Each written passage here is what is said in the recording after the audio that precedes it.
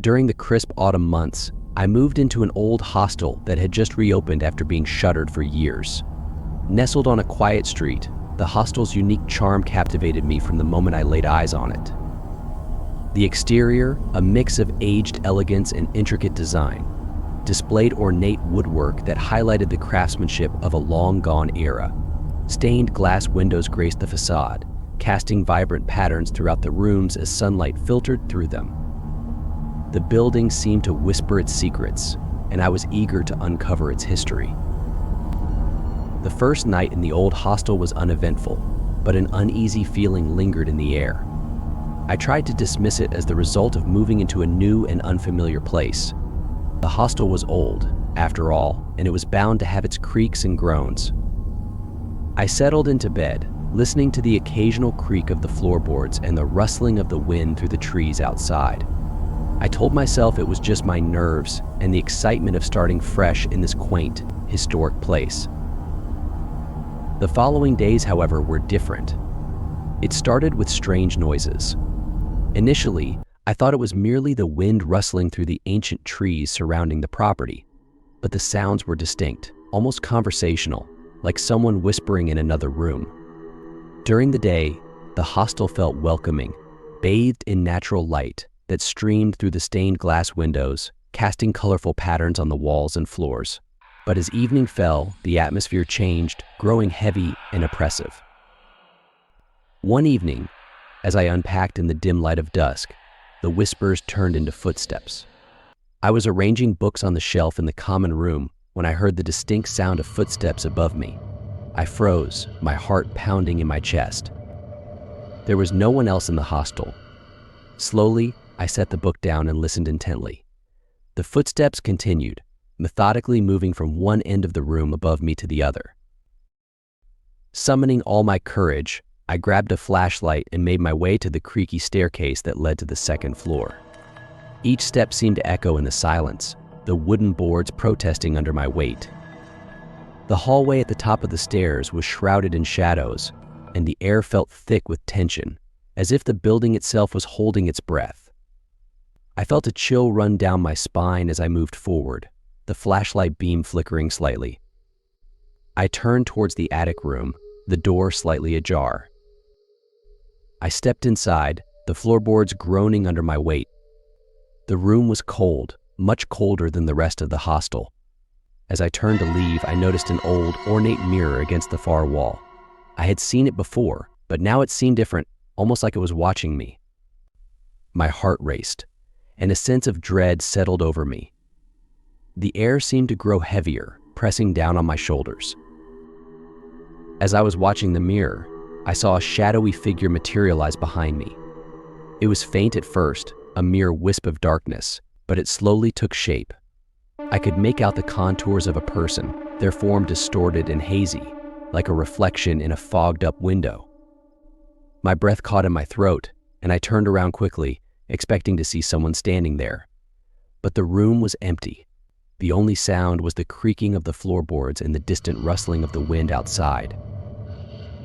My eyes darted around the dimly lit room, searching for any sign of movement. The shadows seemed to dance and flicker, playing tricks on my mind. Just as I began to convince myself that it was all in my head, I saw it again. In the dark corner of the room, the shadowy figure reappeared. It was more distinct this time, its form sharper and more menacing. The figure seemed to pulsate with a dark energy, its presence filling the room with an oppressive sense of fear. I felt a chill run down my spine as I stared at the figure. Its eyes, if it had any, were hidden in the depths of the shadows, but I could feel its gaze boring into me, cold and unfeeling. The air grew colder still, and my breath came out in visible puffs of steam. I took a step back, my hands trembling, but the figure remained motionless, watching me with an intensity that made my skin crawl. Desperate to escape, I tore my gaze away from the corner and backed out of the room, shutting the door behind me with a shaking hand. But the feeling of being watched persisted, and I knew that whatever haunted that room was not done with me yet. The reality of my situation began to sink in. The figure, this malevolent presence, had no intention of letting me go. It had been awakened, and now it was bound to me, haunting my every step and thought. I felt a sense of hopelessness wash over me as I realized that my only refuge was to leave the hostel for good. I tried to ignore the strange occurrences, but they only became more frequent and impossible to dismiss. Doors would creak open on their own, and I often found furniture slightly moved from where I remembered leaving it. It was as if the hostel had a life of its own, subtly shifting and changing when I wasn't looking. Sometimes I would leave a room only to return moments later and find objects displaced, a book out of place, a chair slightly angled differently, or a picture frame tilted askew. It was unnerving, but I tried to rationalize it as my own forgetfulness or the natural settling of an old building. One night, I woke to the sound of music, an old, haunting melody drifting up from the basement. My heart pounded as I listened, the eerie tune filling the stillness of the night. I hesitated for a moment, fear gripping me, but curiosity pushed me out of bed. Grabbing a flashlight, I crept down the stairs, the music growing louder with each step. The basement door stood ajar, and I hesitated before pushing it open. The air grew colder as I descended the creaky wooden steps, the melody becoming clearer and more distinct. The basement was old and dusty, filled with cobwebs and forgotten relics of the past. The source of the music came into view. There, in the corner of the dimly lit basement, stood an old grand piano, its keys moving as if played by invisible hands. I watched in horror as the keys moved with ghostly precision, the melody both beautiful and chilling. As I watched, a ghostly figure materialized in the corner of the dimly lit basement. Its form was faint and almost translucent, yet unmistakably eerie. The figure wore a long, flowing dress that seemed to drift around it as if caught in an unseen breeze, with hair cascading down its back in ethereal waves. The most unsettling feature was its eyes, hollow and lifeless, yet filled with an unspoken sorrow that seemed to reach out and grip my very soul. I stepped back, my breath catching in my throat. The ghostly figure turned towards me, its hollow eyes locking onto mine. For a moment, we were connected, two souls separated by the veil of death. The air around us grew colder, and I felt an overwhelming sense of despair wash over me. As I stood there, frozen in place, the figure slowly raised an arm, its ghostly hand reaching out towards me. In a voice that was both faint and haunting, carrying with it a sense of timeless grief, the figure whispered, "Help me."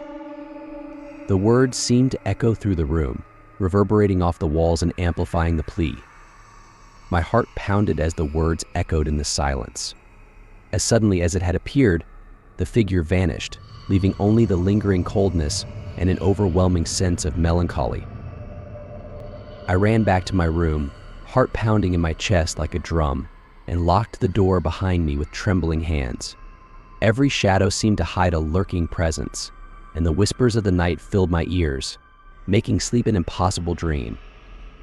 The next day, I called a local historian, hoping to learn more about the hostel. What he told me sent chills down my spine. The hostel had a dark past. In the late 1800s, it belonged to the Waverly family. The daughter, Eleanor, was a talented pianist who fell in love with a traveling musician. Her father disapproved, and in a fit of rage, he locked her in the attic room. Eleanor was never seen again. It's said she died of a broken heart, her spirit lingering in the hostel, waiting for her lover's return. Armed with this knowledge, I decided to delve deeper. That night, I went to the attic room with a flashlight and a crowbar. The room grew colder, and the air thickened with an unseen presence. As I pried open a loose floorboard, I found a hidden compartment. Inside, there were old letters and a locket with a picture of Eleanor and her lover. I promised to help her find peace. With the help of the historian, we located Eleanor's remains in a hidden compartment in the attic room. We gave her a proper burial, and as we did, the hostel seemed to sigh with relief. The whispers stopped, the footsteps ceased, and the building felt lighter. Eleanor's heartbreaking tale was finally unveiled, and with it, the hostel seemed to release its grip on its ominous past. The heavy, oppressive atmosphere that had once filled the building dissipated. However, the ordeal left a lasting mark on me, deeper than I could have ever anticipated. Even now, the sound of a piano instantly transports me back to those haunting days in the hostel, where the air was thick with Eleanor's sorrow. Every time I hear a piano, I can't help but recall the eerie melody that filled the hostel, each note telling a story of heartbreak and longing, a testament to the enduring power of love and the haunting memories that can linger in a place long after the people who once lived there have gone.